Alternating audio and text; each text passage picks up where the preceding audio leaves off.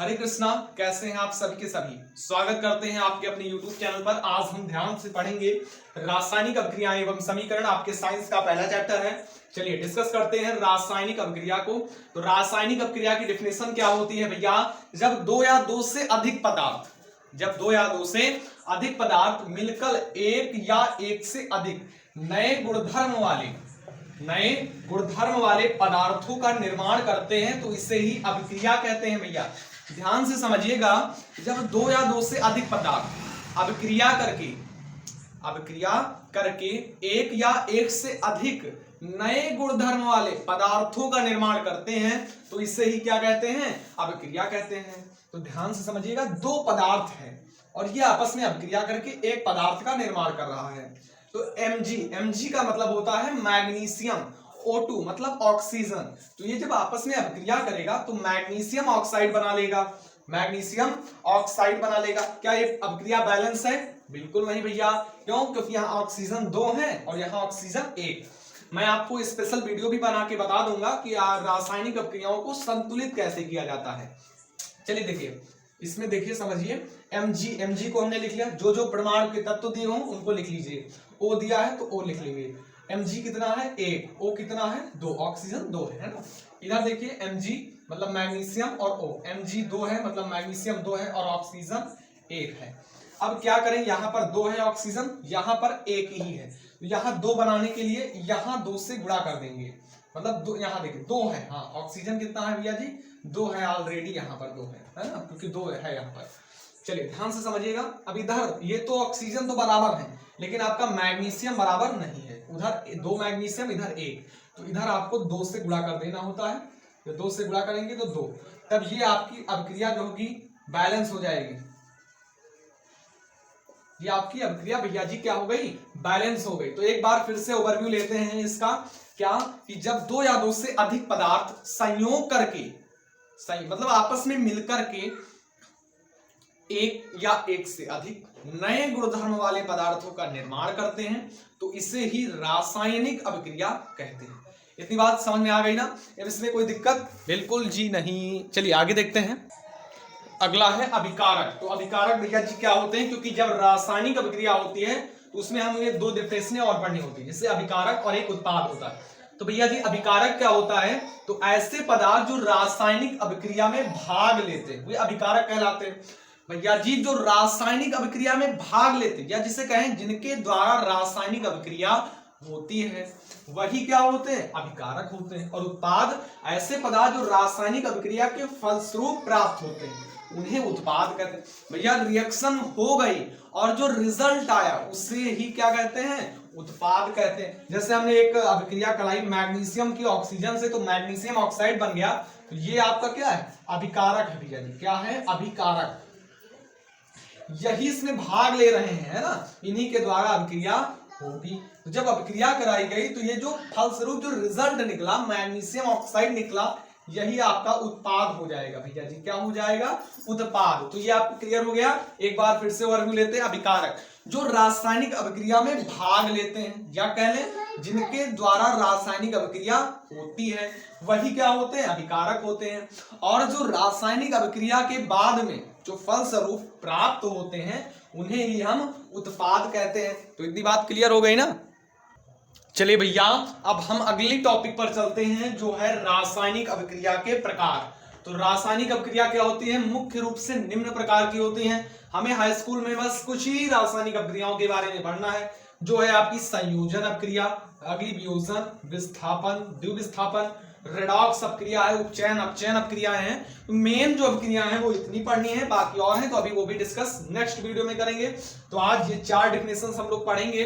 चलिए देखिए, संयोजन अभिक्रिया क्या होती है, एक एक टॉपिक को पहले मैं समझा दूं फिर आपको लिख के पूरा बताता हूं। संयोजन अभिक्रिया में क्या होता है? वह रासायनिक अभिक्रिया जिसमें 2 या 2 से अधिक पदार्थ संयोग करके एकल उत्पाद का निर्माण करते हैं, ऐसी रासायनिक अभिक्रियाओं को संयोजन रासायनिक अभिक्रिया कहते हैं। भैया क्या होता है? इसमें 2 पदार्थ होंगे, मतलब अभिकारक कितने होंगे? 2। उत्पाद कितने होंगे? 1। जैसे कार्बन C को ऑक्सीजन से जब मतलब अभिक्रिया कराया, किसकी? कार्बन। C मतलब कार्बन होता है, मैं लिख दूं, ये है आपकी कार्बन, O2 मतलब ऑक्सीजन। जब इसकी अभिक्रिया कराएंगे तब आपका क्या बनेगा, CO2 बनेगा, कार्बन डाइऑक्साइड गैस बनेगी, ये CO2 बनेगा। तो इतनी बात समझ में आ गई। रासायनिक अपक्रिया परिभाषा देखते, वह रासायनिक अपक्रिया जिसमें दो या दो से अधिक पदार्थ संयोग करके एक उत्पाद का निर्माण करते हैं, इसे संयोजन अपक्रिया कहते हैं। मतलब दो उत्पाद, मतलब दो विकारक होंगे और वे अभिक्रिया करेंगे आपस में और एक उत्पाद का निर्माण करेंगे, इसे ही संयोजन अपक्रिया आपकी कहते हैं। अगली है वियोजन अपक्रिया। वियोजन अपक्रिया क्या होती है, जिसमें एक अभिकारक टूट करके दो या दो से अधिक उत्पाद का निर्माण करता है, तो इसे ही वियोजन अपक्रिया कहते हैं। विस्थापन अपक्रिया, इसमें क्या होता है, एक अधिक क्रियाशील तत्व अब उसी अपक्रिया में कम क्रियाशील तत्व को विस्थापित कर देता है, ठीक है। और इसमें क्या होता है, इसमें आयनों की अदला बदली हो जाती है, तो ये आपकी विस्थापन अपक्रिया होगी। अब चलिए डेफिनेशन लिख लिख के देखते हैं हम लोग। चलिए भैया, अब जो हमने संयोजन अपक्रिया पढ़ा है, इसमें एक और टॉपिक आता है ऊष्माक्षेपी रासायनिक अपक्रिया। तो ऊष्माक्षेपी रासायनिक अपक्रिया क्या होती है, जिन अभिक्रियाओं में उत्पाद के निर्माण के साथ ऊष्मा भी उत्पन्न होती है।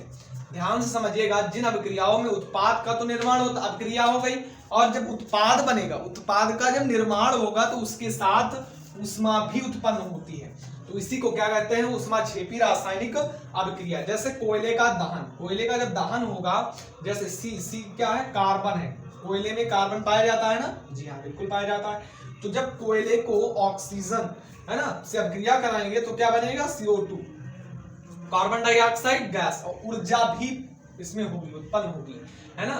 तो फिर से एक बार देखते हैं, जिन अभिक्रियाओं में क्या होगा, उत्पाद का तो निर्माण होगा, लेकिन उसके साथ ऊष्मा का भी अगर निर्माण हो या उत्पन्न हो तो उसे ही क्या कहते हैं, ऊष्माक्षेपी रासायनिक अपक्रिया कहते हैं। अगला देखिए वियोजन अपक्रिया।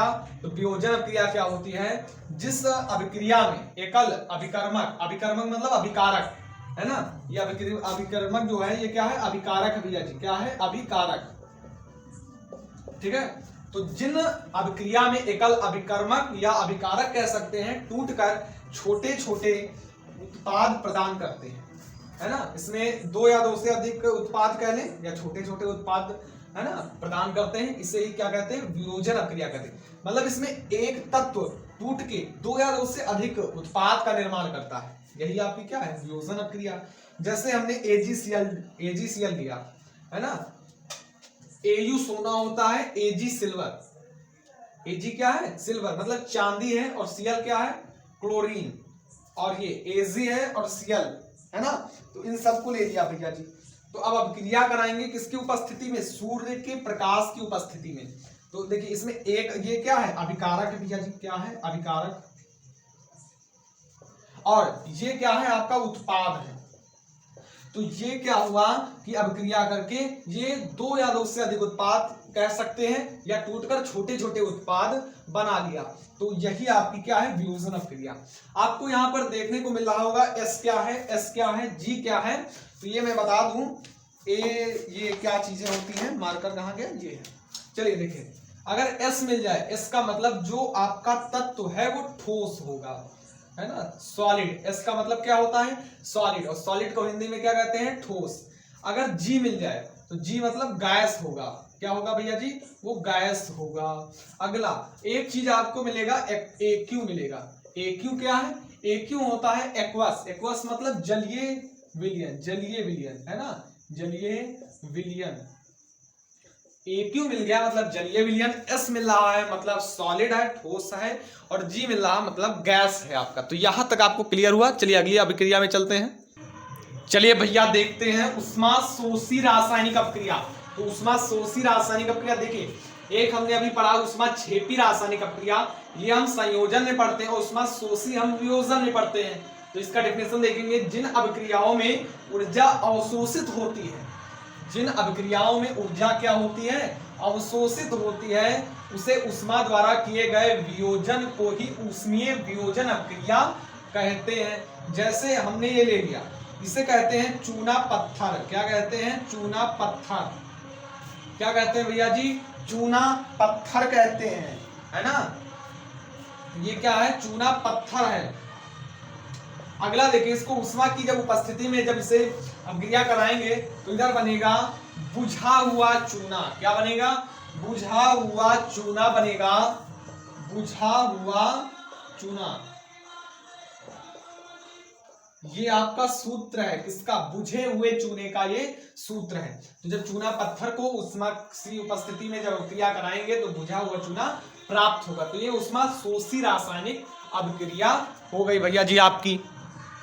चलिए भैया विस्थापन अभिक्रिया को देखते हैं। तो विस्थापन अभिक्रिया क्या होती है? जिन अभिक्रियाओं में कोई अधिक क्रियाशील तत्व अपने से कम क्रियाशील तत्व को उसके ही यौगिक में विस्थापित कर देता।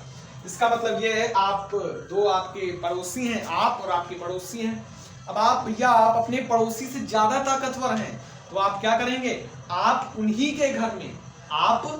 के घर में किसी सदस्य को पीट पाट के चले आएंगे और इसी अभिक्रिया को क्या कहते हैं? विस्थापन अभिक्रिया कहते हैं। भैया क्या आप अधिक क्रियाशील हैं और दूसरे पड़ोसी कम क्रियाशील हैं, है ना, और आप गए उनके यहाँ पीट पाट के ढिसुम ढिसुम, है ना, सनी देओल सी बॉडी है ना, पीट पाट के उन्हीं के घर में उनको पीट दिया। यही क्या है? विस्थापन अभिक्रिया है। जैसे Fe क्या होगा? लोहा। CuSO4 कॉपर सल्फेट, है ना, ये जलीय विलयन है। अब देखिए यहां मिल गया ना AQ, मतलब ये जलीय विलयन। तो इसमें देखिए जो आपका लोहा है ना, फेरी, Fe क्या होगा? लोहा। और ये क्या है? Copper sulphate. अब देखिए ये ज्यादा क्रियाशील है और ये कम क्रियाशील। कॉपर जो है वो कम क्रियाशील है और जो आपका लोहा है वो ज्यादा क्रियाशील है। तो अब क्या करेगा? जब अभिक्रिया कराएगा तो ये लोहा जब ज्यादा क्रियाशील है तो इसके यहाँ जाएगा और इसको मारेगा, पीटेगा, है ना, और इसका जो ये जलीय ये जो चीज है, इसका जो यौगिक है ये छीन लेगा और अपने पास ले लेगा, है ना। तो ये क्या हो जाएगा? ये लोहा, है ना, फेरिक सल्फेट बना लेगा। भैया क्या बना लेगा?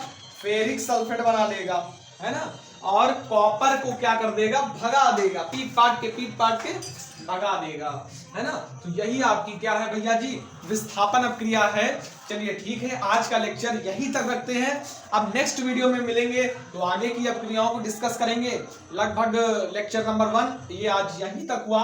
हम विस्थापन अभिक्रिया तक डिस्कस कर चुके हैं और लेक्चर नंबर 2 में अगली अभिक्रियाओं का डिस्कस करेंगे।